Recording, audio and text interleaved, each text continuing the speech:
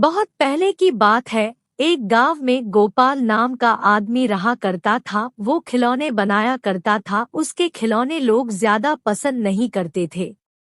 गोपाल रोज नए खिलौने बनाता और बाजार जाकर खिलौने बेचता। मगर बड़ी मुश्किल से गोपाल एक खिलौना बेच पाता था।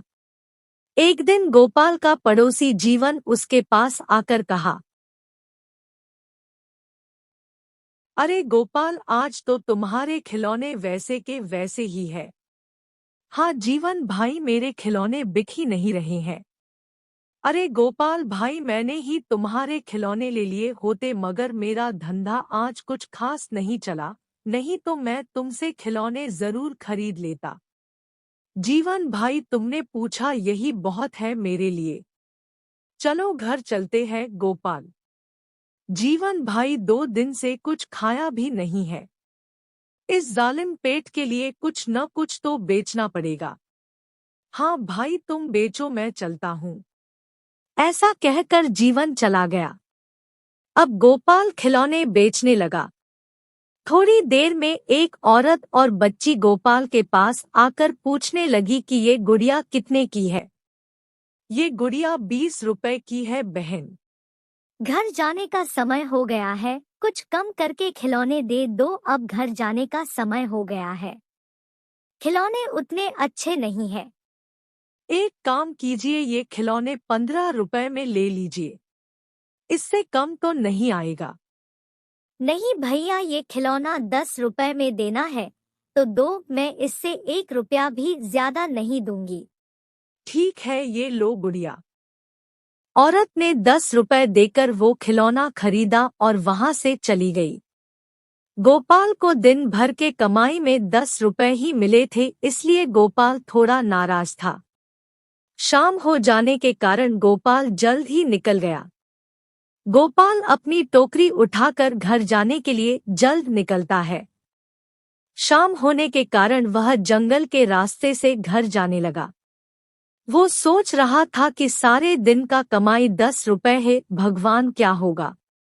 वह जंगल के रास्ते से घर कभी कभी जाया करता था, इसलिए उसे डर नहीं लगा। गोपाल एक पेड़ के नीचे से जा रहा था, तभी उसे किसी की आवाज सुनाई दी। गोपाल गोपाल गोपाल, रास्ते में फिर से जाने लगा। गोपाल गोपाल। आवाज आई। कौन है? किसने आवाज लगाई? तभी गोपाल को पेड़ के नीचे एक औरत दिखाई देती है। आप कौन है और इतने रात को इस घने जंगल में क्या कर रही हो? मेरा नाम रानी है, मुझे मेरे घर वालों ने घर से बाहर निकाला है, इसीलिए मैं यहाँ बैठी हुई हूँ।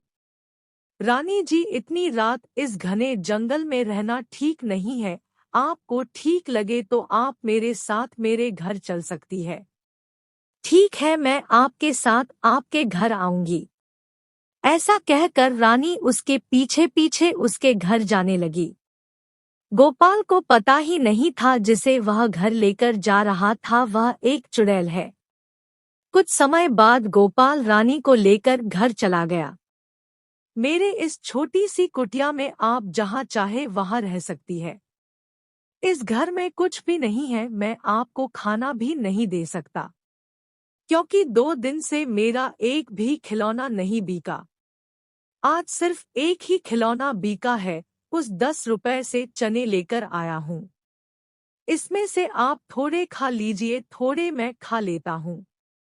ऐसा कहकर रानी और गोपाल चने खा कर सो जाते हैं। रानी रात होने के कारण थोड़े देर सोकर उठती है और वह अपने चुड़ैल के रूप में आ जाती है। वह घर में जाकर देखती है, घर में कुछ भी खाने की चीज नहीं होती। वो 2 डिब्बों में अपने जादू से कुछ सामान भर देती है और घर के बाहर जाकर अपने जादू से बहुत सुंदर खिलौने बनाती है। खिलौने बन जाने के बाद वह वापस जाकर सो जाती है। सुबह होने से पहले रानी गोपाल से पहले ही उठ जाती है। वह घर के सारे काम करने लगती है। थोड़ी देर में गोपाल उठता है। वह बाहर मिट्टी के खिलौने देख बहुत खुश हो जाता है और किसने इतने सुंदर खिलौने बनाए? मैंने तो आज तक इतने सुंदर खिलौने नहीं बनाए। रानी गोपाल जी खिलौने अच्छे लगे। मैंने बनाए हैं, बहुत सुंदर खिलौने हैं। रानी जी इतने सुंदर खिलौने बनाना आपने कहाँ से सीखा है? गोपाल जी, मैं घर में खिलौने बनाया करती थी। चलो मैं इसे बाजार में बेचकर आता हूँ, तब तक तुम कहीं मत जाना। मैं यही रुकूंगी, आप चिंता मत कीजिए। ऐसा कहकर गोपाल खिलौने टोकरी में भर बाजार बेचने चला जाता है। बाजार जाते ही उसके टोकरी में इतने सुंदर खिलौने देखकर लोग आश्चर्यचकित हो जाते हैं और इसके पास लोग आकर खिलौने खरीदने लगते हैं। उस दिन गोपाल अच्छी कमाई कर लेता है। घर लौटते समय गोपाल कुछ राशन खरीदने लगता है। घर पर आते ही गोपाल रानी को राशन देता है। पर घर में कुछ राशन था तो मैंने उससे खाना बना लिया। गोपाल सोचने लगता है कि घर पर तो खाने को कुछ भी नहीं था। रानी गोपाल को ले जाकर डिब्बे में राशन दिखाती है। आप हाथ मुंह धो लीजिए, मैं खाना लगा देती हूँ। गोपाल खाना खाकर रानी के खाने की काफी तारीफ करता है। गोपाल के खाने के बाद रानी खाना खा लेती है। जीवन सुबह बाजार में गोपाल को नए नए खिलौने लाता देखकर कहता है, इतने सुंदर खिलौने गोपाल कहाँ से लाता है? जरूर दाल में कुछ काला है। और वह सोचने लगता है और सोचता है कि इस बात का पता करना पड़ेगा। जीवन रात में गोपाल के घर के बाहर सो जाता है। आधी रात में जीवन को कुछ शब्द सुनाई देते हैं। जीवन गोपाल के घर में खिड़की से झांक कर देखता है कि एक चुड़ैल अपने जादू से नए नए खिलौने बना रही है। जीवन डर जाता है और वहां से भागकर अपने घर चला जाता है। गांव के सरपंच को सब कुछ बता देता है। लेकर गोपाल के घर जाते हैं और उस औरत को कहते हैं कि तुम कौन हो, बताओ। वह औरत कहती है, मेरे ऊपर एक चुड़ैल का साया है। जिस दिन मेरी शादी होगी वह चुड़ैल मेरा शरीर त्याग देगी और मैं उस चुड़ैल से आजाद हो जाऊंगी। बाप के लोग उस औरत का विवाह गोपाल से कर देते हैं और वह औरत चुड़ैल की साया से आजाद हो जाती है और वो दोनों खुशी खुशी रहने लगते हैं।